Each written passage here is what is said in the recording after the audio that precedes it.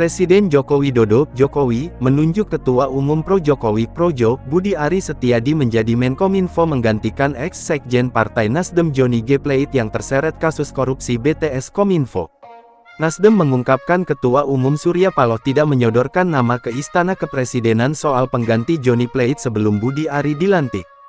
Waketum Nasdem Ahmad Ali mulanya mengungkapkan pertemuan Paloh dan Jokowi di Istana tak membahas sisa menteri dari Nasdem di kabinet.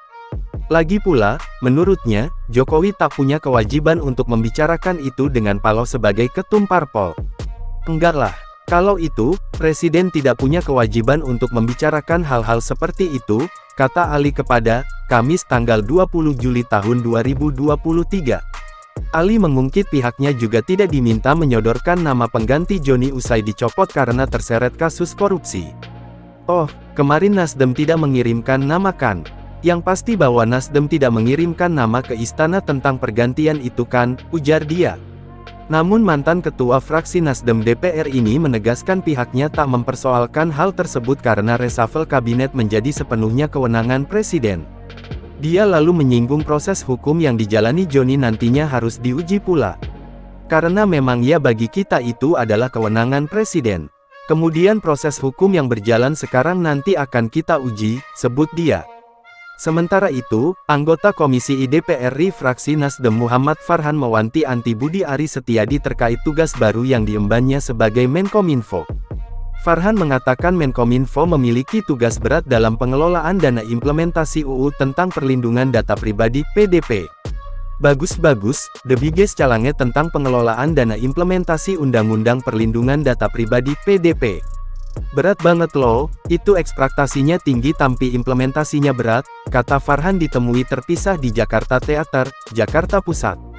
Selain itu, kata Farhan, ada tantangan lain yang menanti Budi Ari, terkait revisi UU Penyiaran.